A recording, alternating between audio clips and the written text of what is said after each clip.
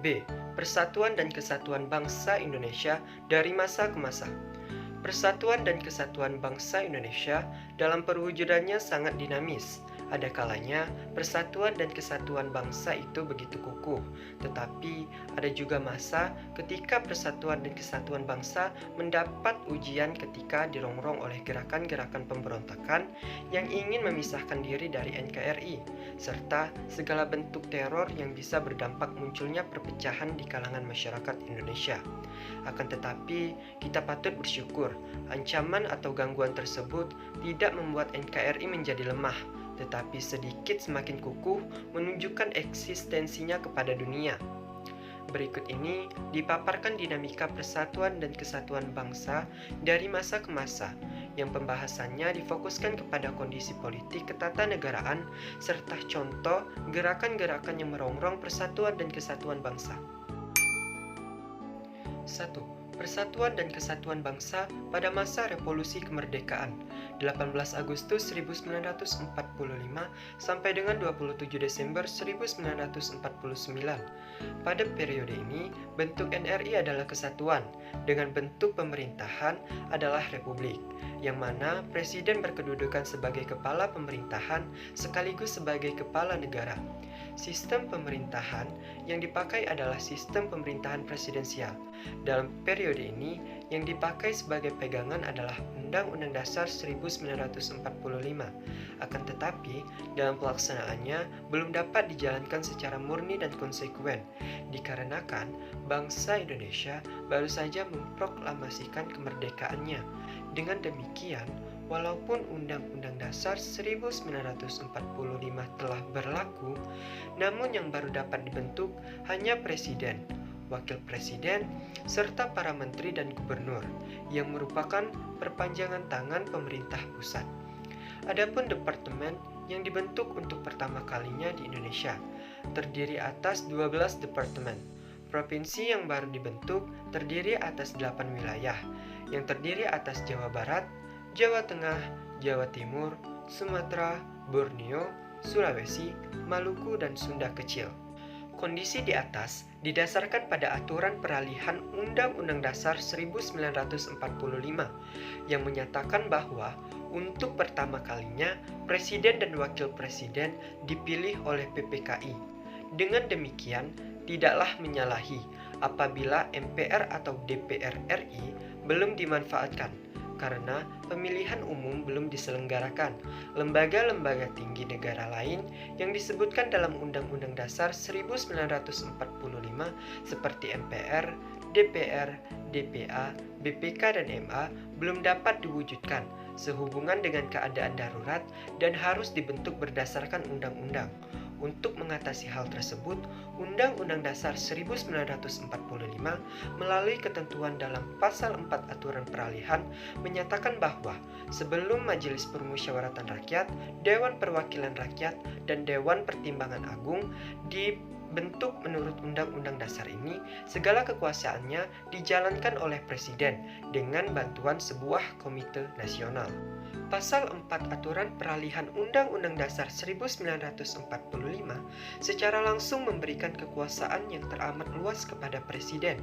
Dengan kata lain, kekuasaan Presiden meliputi kekuasaan pemerintahan negara atau eksekutif, menjalankan kekuasaan MPR dan DPR atau legislatif, serta menjalankan tugas DPA.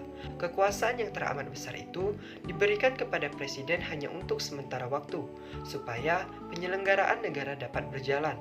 Oleh karena itu, PPKI dalam Undang-Undang Dasar 1945 mencantumkan 2 ayat aturan tambahan yang menegaskan bahwa a. Dalam 6 bulan sesudah berakhirnya peperangan Asia Timur Raya, Presiden Indonesia mengatur dan menyelenggarakan segala hal yang ditetapkan dalam Undang-Undang Dasar ini. B. Dalam 6 bulan setelah Majelis Permusyawaratan Rakyat dibentuk, majelis itu bersidang untuk menetapkan Undang-Undang Dasar.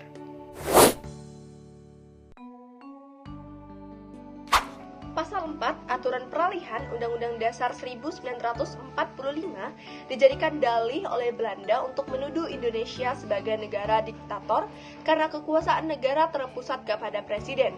Untuk melawan propaganda Belanda pada dunia internasional, maka pemerintah RI mengeluarkan 3 buah maklumat. Yang pertama yaitu Maklumat Wakil Presiden nomor 10 tanggal 16 Oktober 1945 yang menghentikan kekuasaan luar biasa dari presiden sebelum masa waktunya berakhir. Seharusnya berlaku selama 6 bulan. Kemudian, maklumat tersebut memberikan kekuasaan MPR dan DPR yang semula dipegang oleh seorang presiden kepada Komite Nasional Indonesia Pusat. Pada dasarnya, maklumat ini adalah penyimpangan terhadap ketentuan Undang-Undang Dasar 1945. Yang kedua, maklumat pemerintah tanggal 3 November 1945 tentang pembentukan partai politik yang sebanyak-banyaknya oleh rakyat. Hal ini sebagai akibat dari anggapan pada saat itu bahwa salah satu ciri demokrasi adalah multipartai. Maklumat tersebut juga sebagai upaya agar dunia barat menilai bahwa Indonesia adalah negara yang menganut asas demokrasi. Yang ketiga, yaitu maklumat pemerintah tanggal 14 November 1945 yang intinya mengubah sistem pemerintahan presidensial menjadi sistem pemerintahan parlementer. Maklumat tersebut kembali menyalahi ketentuan Undang-Undang Dasar Republik Indonesia 1945 yang menetapkan sistem pemerintahan presidensial sebagai sistem pemerintahan Indonesia. Maklumat pemerintah tanggal 14 November 1945 tersebut telah membawa perubahan total dalam sistem pemerintahan negara kita dan Indonesia memulai kehidupan baru sebagai penganut sistem pemerintahan parlementer. Dengan sistem ini, Presiden tidak lagi mempunyai rangkap jabatan. Presiden hanya sebagai kepala negara, sedangkan kepala pemerintahan dipegang oleh Perdana Menteri. Akan tetapi, sistem ini berakhir pada tanggal 27 Desember 1949 dikarenakan membawa bangsa Indonesia ke dalam keadaan yang tidak stabil. Dalam rentang waktu itu, terjadi beberapa kali pergantian kabinet. Kabinet yang pertama dipimpin oleh Sultan Syahrir yang dilanjutkan dengan Kabinet Syahrir II dan III. Sewaktu bubarnya Kabinet Syahrir III, sebagai akibat meruncingnya pertikaian antara Indonesia Belanda, pemerintah membentuk Kabinet Presidensial kembali pada tanggal 27 Juni 1947 sampai dengan 3 Juli 1947. Namun, atas desakan dari beberapa partai politik, Presiden Soekarno kembali membentuk kabinet parlementer sebagai berikut. Yang pertama, Kabinet Amir Syarifuddin I 3 Juli 1947 sampai 11 November 1947. Yang kedua, Kabinet Amir Syarifuddin II 11 November 1947 sampai dengan 29 Januari 1948. Yang ketiga yaitu Kabinet Hatta I 29 Januari 1948 sampai dengan 4 Agustus 1949. Yang keempat, Kabinet Darurat Mr. Syarifuddin Prawira Negara 19 Desember 1948 sampai dengan 13 Juli 1949. Yang kelima, Kabinet Hatta II 4 Agustus 1949 sampai dengan 20 Desember 1949. Kondisi pemerintahan tidak stabil karena kabinet yang dibentuk tidak bertahan lama, serta rongrongan kolonial Belanda yang ingin kembali menjajah Indonesia. Periode Negara Kesatuan Republik Indonesia berakhir seiring dengan hasil kesepakatan konferensi meja bundar yang mengubah bentuk negara kita menjadi negara serikat pada tanggal 27 Desember 1949. Periode ini juga ditandai dengan munculnya gerakan-gerakan separatis dengan tujuan untuk mendirikan negara baru yang memisahkan diri dari NKRI. Adapun gerakan-gerakan tersebut diantaranya sebagai berikut.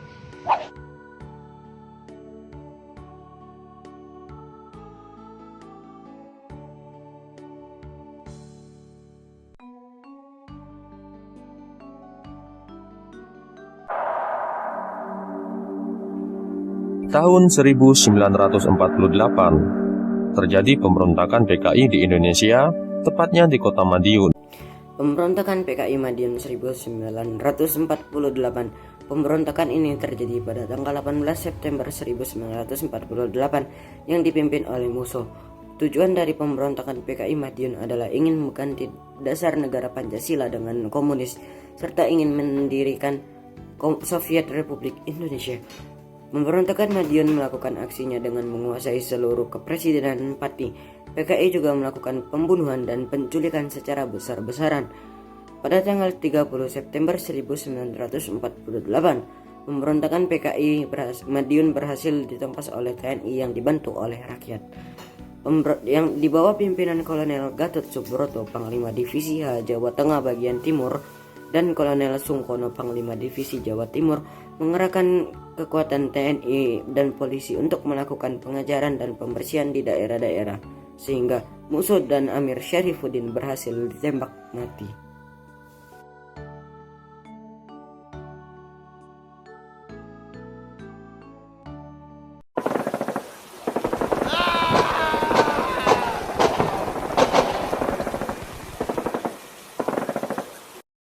B. Gerakan Darul Islam atau Tentara Islam Indonesia DITII di daerah Jawa Barat.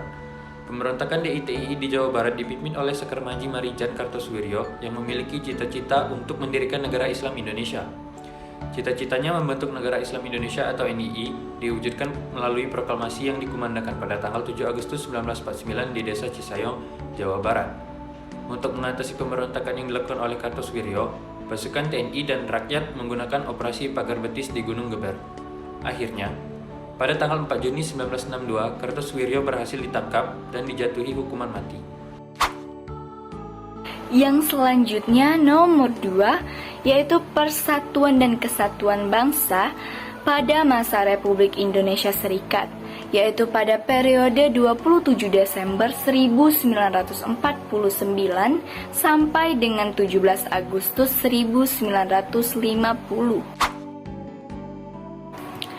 Pada masa ini, yang dijadikan sebagai pegangan adalah Konstitusi Republik Indonesia Serikat tahun 1949. Berdasarkan konstitusi tersebut, bentuk negara kita adalah serikat atau federasi dengan 15 negara bagian.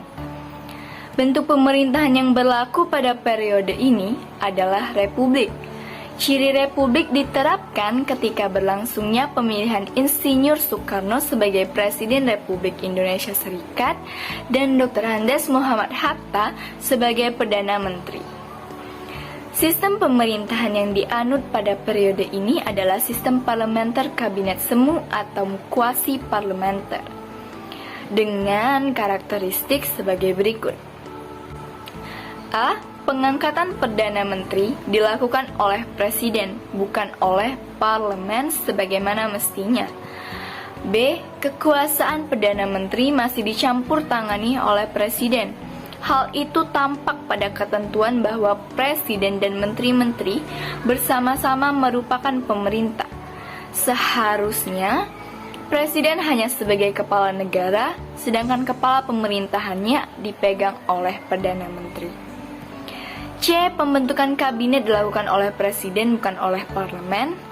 D. Pertanggungjawaban kabinet adalah kepada Dewan Perwakilan Rakyat atau DPR, namun harus melalui keputusan pemerintah. E. Parlemen tidak mempunyai hubungan erat dengan pemerintah sehingga DPR tidak punya pengaruh besar terhadap pemerintah. DPR tidak dapat menggunakan mosi tidak percaya kepada kabinet. Dan yang terakhir, F, yaitu Presiden RIS mempunyai kedudukan rangkap, yaitu sebagai kepala negara dan juga sebagai kepala pemerintahan. Negara RIS juga mempunyai Senat, Dewan Perwakilan Rakyat, Mahkamah Agung, dan Dewan Pengawas Keuangan sebagai alat perlengkapan negara. Parlemen RIS terdiri atas 2 badan, yaitu Senat dan DPR. Oke, bagaimana nasib negara serikat itu? Muncul berbagai reaksi dari berbagai kalangan bangsa Indonesia menuntut pembubaran negara RIS dan kembali kepada kesatuan NRI. Maka pada 8 Maret 1950, pemerintah federal mengeluarkan Undang-Undang Dasar Darurat Nomor 11 Tahun 1950 yang isinya mengatur tata cara perubahan susunan kenegaraan negara RIS. Dengan adanya undang-undang tersebut, hampir semua negara bagian RIS menggabungkan diri dengan NRI yang berpusat di Yogyakarta. Akhirnya negara RIS hanya memiliki 3 negara bagian, yaitu NRI, Negara Indonesia Timur, dan Negara Sumatera Timur. Lantas bagaimana kondisi seperti itu terhadap RIS sendiri? Kondisi itu mendorong RIS berunding dengan pemerintahan RI untuk membentuk negara kesatuan. Maka pada tanggal 19 Mei 1950 dicapai kesepakatan yang dituangkan dalam Piagam Perjanjian bahwa Negara Kesatuan Republik Indonesia menggunakan Undang-Undang Dasar baru yang merupakan gabungan 2 konstitusi yang berlaku, yakni Konstitusi RIS dan juga Undang-Undang Dasar 1945 yang akhirnya menghasilkan Undang-Undang Dasar sementara 1950. Pada tanggal 17 Agustus 1950, Konstitusi RIS diganti dengan Undang-Undang Dasar sementara tahun 1950.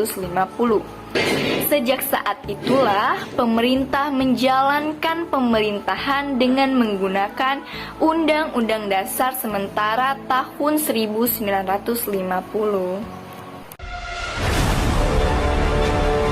23 Januari 1950, sekitar pukul 10 pagi, warga kota Bandung digemparkan oleh satu peristiwa genting. Teror bersenjata tiba-tiba saja meruyak. Suara tembakan menyalak di berbagai penjuru kota.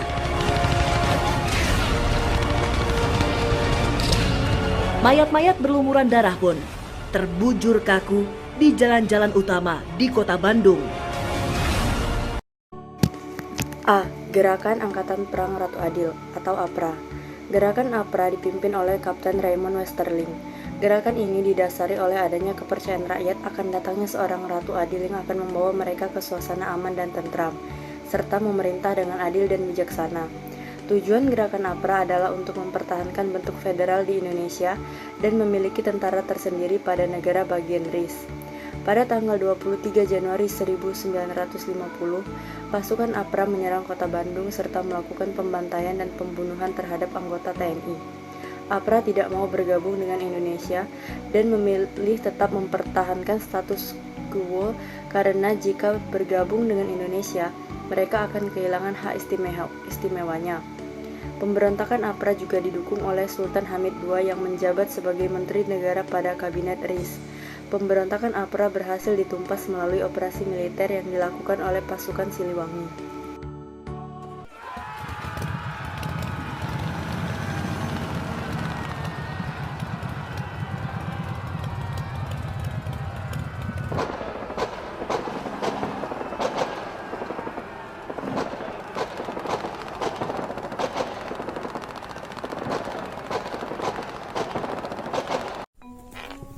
B. Pemberontakan Andi Aziz. Sesuai namanya, pemberontakan ini dipimpin oleh Andi Aziz yang terjadi di Makassar. Diawali dengan adanya kekacauan di Sulawesi Selatan pada bulan April 1950 karena adanya demonstrasi dan kelompok masyarakat yang anti-federal. Mereka mendesak negara Indonesia Timur, NIT, segera menggabungkan diri dengan Republik Indonesia. Keadaan ini menyebabkan muncul kekacauan dan ketegangan di masyarakat. Untuk mengatasi pemberontakan tersebut, pemerintah pada tanggal 8 April 1950 mengeluarkan perintah bahwa dalam waktu 4x24 jam, Andi Aziz harus melaporkan diri ke Jakarta untuk mempertanggungjawabkan perbuatannya.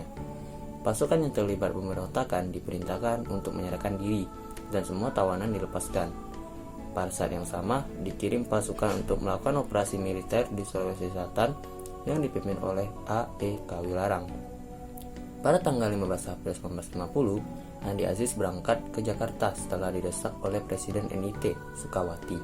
tetapi Andi Aziz terlambat melapor sehingga ia ditangkap dan diadili. Sedangkan pasukan yang dipimpin oleh Mayor HIV Worang terus melakukan pendaratan di Sulawesi Selatan. Pada 21 April 1950, pasukan tadi berhasil menduduki Makassar tanpa perlawanan dari pasukan pemberontak.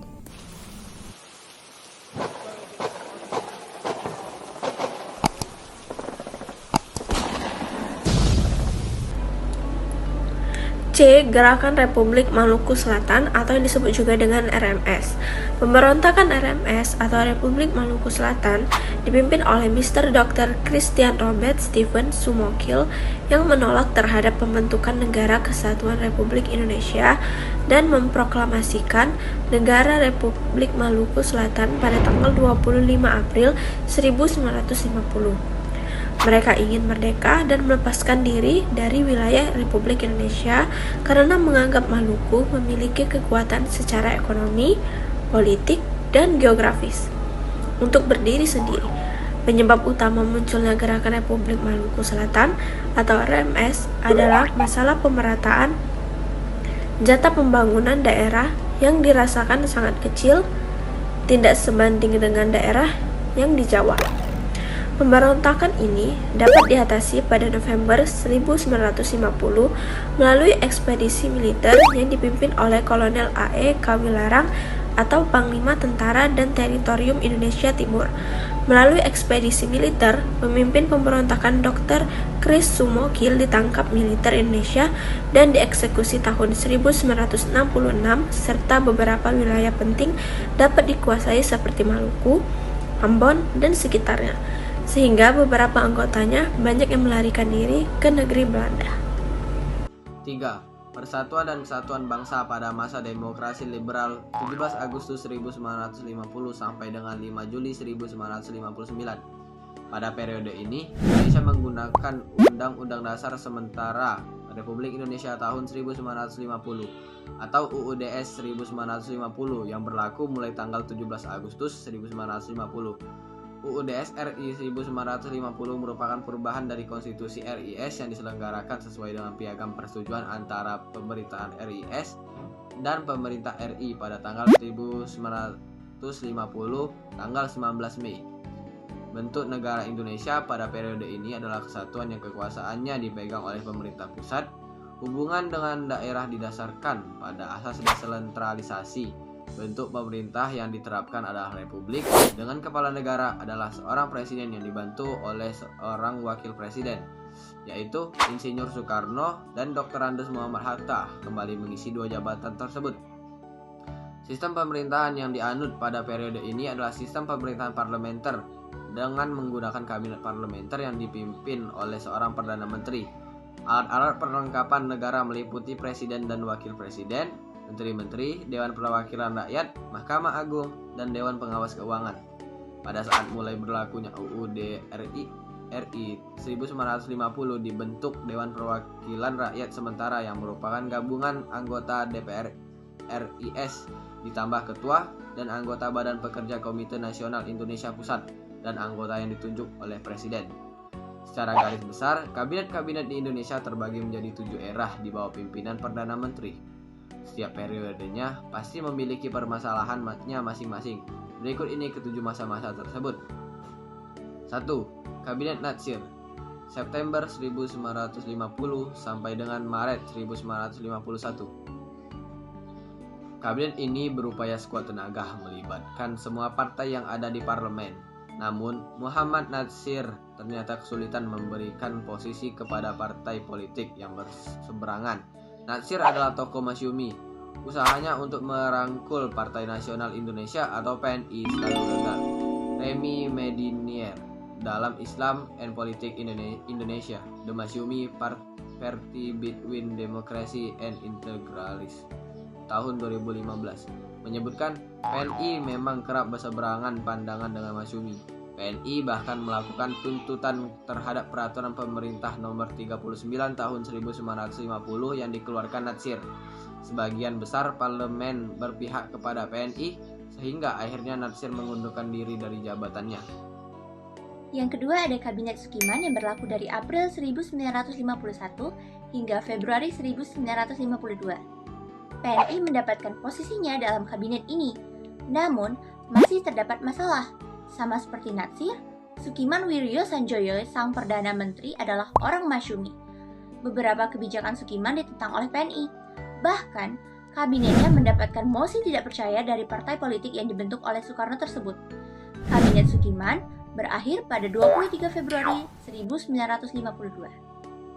Yang ketiga ada Kabinet Wilopo yang berlaku dari April 1952 hingga Juni 1953. Pada masanya, Wilopo berhasil mendapatkan mayoritas suara parlemen. Tugas pokok Wilopo ketika itu menjalankan pemilu untuk memilih anggota parlemen dan konstituante. Akan tetapi, sebelum pemilu dilaksanakan, Kabinet Wilopo gulung tikar. Yang keempat, Kabinet Ali Sastro Amidjoyo I yang berlaku dari Juli 1953 hingga Juli 1955. Ali Sastro Amidjoyo melanjutkan tugas untuk melaksanakan pemilu. Pada 31 Mei 1954, dibentuk Panitia Pemilihan Umum Pusat dan Daerah. Rencananya kala itu, pemilu akan diadakan pada 29 September untuk DPR dan 15 Desember 1955 untuk konstituante. Akan tetapi, Kabinet Ali Sastro Amidjoyo bubar pada Juli 1955.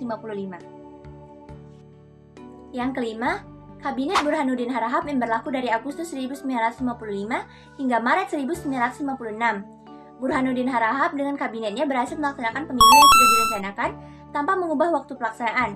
Pemilu 1955 berjalan relatif lancar dan disebut-sebut sebagai pemilu paling demokratis. Kendati begitu, masalah ternyata terjadi pula. Soekarno ingin melibatkan PKI dalam kabinet, kendati tidak disetujui oleh koalisi partai lainnya. Alhasil, Kabinet Burhanuddin Harahap bubar pada Maret 1956.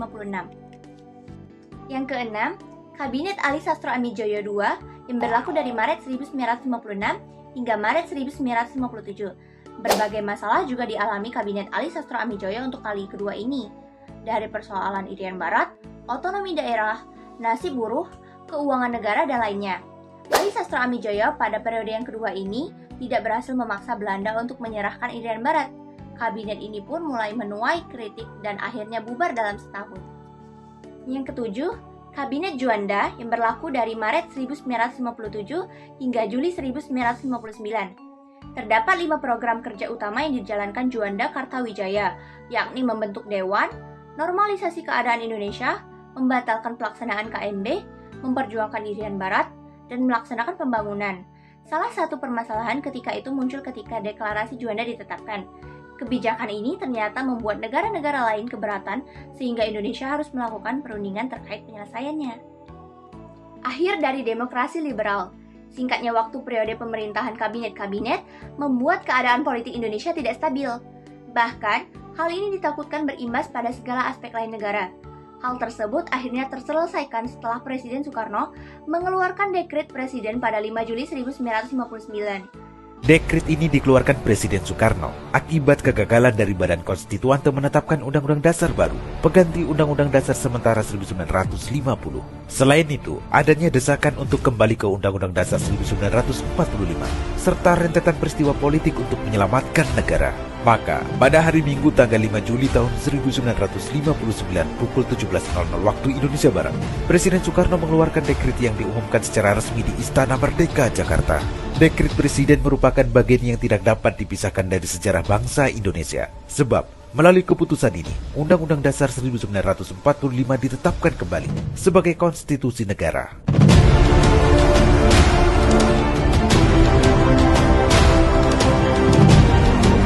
Pemirsa, setelah Republik Indonesia Serikat bubar, Undang-Undang Dasar Republik Indonesia Serikat secara otomatis tidak digunakan lagi. Konstitusi yang digunakan adalah Undang-Undang Dasar sementara. Badan Konstituante yang dibentuk berdasarkan hasil pemilu tahun 1955.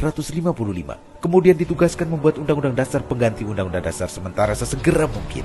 Namun, hingga tahun 1958, Badan Konstituante tidak kunjung menyelesaikan tugasnya karena pertentangan antar partai. Dalam masa demokrasi parlementer, kabinet jatuh bangun dalam tenggang waktu yang relatif singkat. Hal ini berdampak pada instabilitas pemerintahan. Keadaan ini mencerminkan kekurangmampuan pelaku-pelaku utama demokrasi dalam mengelola pemerintahan negara, minimnya pengalaman dan terpolarisasinya masyarakat dalam kelompok-kelompok ideologis politis yang kuat. Tak ada satu kabinet pun dalam masa demokrasi parlementer ini mampu memberi jaminan untuk dapat melaksanakan fungsi-fungsi pelayanan dan pembangunan masyarakat secara memadai, serta fungsi memelihara persatuan bangsa.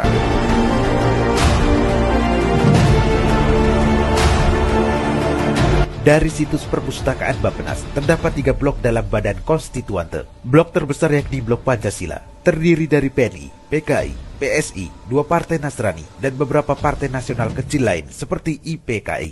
Kemudian Blok Islam, di dalamnya terdapat Masyumi, PNU, PSII, dan PERTI. Selanjutnya blok sosial ekonomi, berisi partai buruh dan murba. Mereka memiliki pandangan yang berbeda-beda dan sulit mencapai titik temu. Kondisi ini membuat negara terombang-ambing dalam ketidakpastian karena landasan konstitusional tidak jelas. Pada saat yang sama, terdapat desakan agar bangsa Indonesia kembali ke Undang-Undang Dasar 1945. Selain itu, berlarut-larutnya sidang konstituante untuk menetapkan Undang-Undang Dasar menjadi alasan bagi Presiden Soekarno untuk mengusulkan rencana tentang pelaksanaan demokrasi terpimpin dalam rangka kembali ke Undang-Undang Dasar 1945 serta mengajukan konsepsi Presiden tanggal 22 Februari 1957 yang kemudian diikuti langkah Presiden menyatakan keadaan darurat nasional tanggal 14 Maret 1957 dan akhirnya mengeluarkan dekret Presiden tanggal 5 Juli 1959. Isi dekret Presiden tersebut yaitu dibubarkannya konstituante, diberlakukannya kembali Undang-Undang Dasar 1945, kemudian tidak berlakunya lagi Undang-Undang Dasar sementara 1950, dan yang terakhir, dibentuknya Majelis Permusyawaratan Rakyat Sementara (MPRS) dan Dewan Pertimbangan Agung Sementara (DPAS) yang diberlakukan dalam waktu yang sesingkat-singkatnya.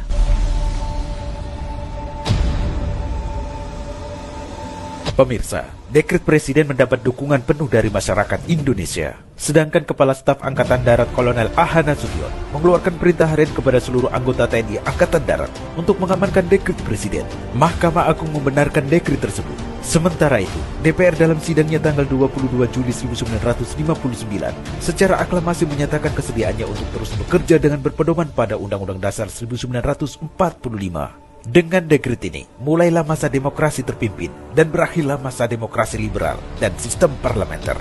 Menurut Undang-Undang Dasar 1945, demokrasi terpimpin mengandung pengertian kedaulatan rakyat yang dipimpin oleh hikmat kebijaksanaan dalam permusyawaratan atau perwakilan. Yang dimaksud permusyawaratan atau perwakilan adalah MPR sebagai pemegang kedaulatan. Dengan demikian, harus dimaknai bahwa kedaulatan ada di tangan rakyat dan teknisnya sepenuhnya dilakukan oleh MPR. Negara memiliki kekuatan hukum untuk menyelamatkan negara dan bangsa Indonesia dari ancaman perpecahan. Sebagai tindak lanjut dari dekret Presiden 5 Juli 1959, maka terbentuklah beberapa lembaga negara di antaranya Majelis Permusyawaratan Rakyat Sementara (MPRS), Dewan Pertimbangan Agung Sementara (DPAS), serta Dewan Perwakilan Rakyat Gotong Royong (DPRGR). Presiden Soekarno berpidato pada tanggal 17 Agustus 1959 yang berjudul Penemuan Kembali Revolusi Kita. Pidato yang terkenal dengan sebutan Manifesto Politik Republik Indonesia ini oleh DPAS dan MPRS dijadikan sebagai garis-garis besar haluan negara. A. Gerakan Darul Islam atau Tentara Islam Indonesia (DI atau TII). 1. Daerah Sulawesi Selatan. Pemberontakan DI atau TII di Sulawesi Selatan dipimpin oleh Kahar Muzakar.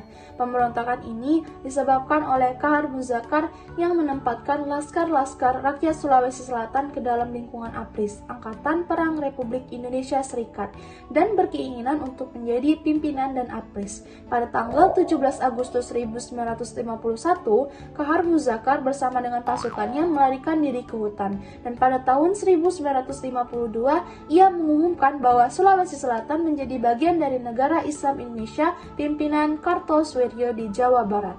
Penumpasan terhadap pemberontakan yang dilakukan oleh Kahar Muzakar mengalami kesulitan sebab tempat persembunyian mereka berada di hutan yang ada di daerah pegunungan. Akan tetapi, pada bulan Februari 1965 berhasil ditumpas oleh TNI dan Kahar Muzakar ditembak mati. 2. Daerah Aceh. Pemberontakan DI atau TII di Aceh dipimpin oleh Daud Deureuh. yang merupakan mantan gubernur Aceh. Pemberontakan ini disebabkan oleh status Aceh yang semula menjadi daerah istimewa diturunkan menjadi daerah keresidenan di bawah Provinsi Sumatera Utara. Kebijakan pemerintah tersebut ditentang oleh Daud Bereh sehingga pada tanggal 21 September 1953 ia mengeluarkan maklumat tentang penyatuan Aceh ke dalam negara Islam Indonesia pimpinan Kartosuwiryo. Pemerintahan Republik Indonesia memberantas pemberontakan ini di Aceh dengan kekuatan senjata atau operasi militer dan melakukan musyawarah kerukunan rakyat Aceh pada tanggal 17 sampai 28 Desember 1962 dan mencapai penyelesaian secara damai. 3. Daerah Kalimantan Selatan. Pemberontakan DI atau TII di Kalimantan Selatan dipimpin oleh Ibnu Hajar yang menamakan gerakannya dengan sebutan Kesatuan Rakyat yang tertindas. Pada tahun 1954, Ibnu Hajar secara resmi bergabung dengan negara Islam Indonesia dan ditunjuk sebagai Panglima tertinggi tim Tentara Islam Indonesia. Pada tahun 1963, pemerintahan Indonesia berhasil menumpas pemberontakan ini. Ibnu Hajar dan anak buahnya berhasil ditangkap dan dijatuhi hukuman mati. B. Pemberontakan PRRI atau Pemerintah Revolusioner Republik Indonesia atau Permesta Perjuangan Rakyat Semesta. Pemberontakan PRRI atau Permesta terjadi di Sulawesi yang disebabkan oleh adanya hubungan yang kurang harmonis antara pemerintah pusat dan pemerintah daerah. Hal itu dikarenakan jatah keuangan yang diberikan oleh pemerintah tidak sesuai dengan anggaran yang diusulkan yang menyebabkan ketidakpercayaan terhadap pemerintah pusat. Maka dibentuklah gerakan dewan berikut. 1. Dewan Banteng di Sumatera Tengah yang dipimpin oleh Letkol Ahmad Hussein. 2. Dewan Gajah di Sumatera Utara yang dipimpin oleh Letkol M. Simbolon. 3. Dewan Garuda di Sumatera Selatan. 4. Dewan Lambung Mangkurat di Kalimantan Selatan. 5. Dewan Manguni di Sulawesi Utara yang dipimpin oleh Letkol Venje Sumual.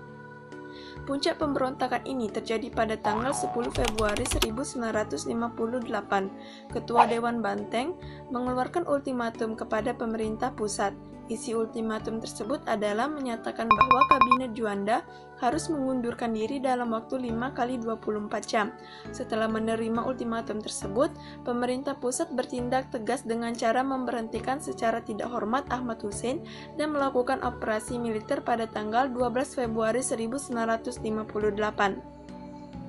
Di bawah pimpinan KSAD, Aha Nasution membekukan Komando Daerah Militer Sumatera Tengah serta mengadakan operasi militer gabungan yang diberi nama Operasi 17 Agustus yang berhasil menghancurkan gerakan separatis tersebut. Namun, pada tanggal 15 Februari 1955, terjadi proklamasi PRRI yang berisi bahwa daerah Sulawesi Utara dan Sulawesi Tengah memutuskan hubungan dengan pemerintah pusat. Untuk mengatasi pemberontakan yang dilakukan PRRI, pemerintah pusat melancarkan operasi Sabta Marga dan berhasil melumpuhkan aksi yang dilakukan oleh PRRI atau Permesta.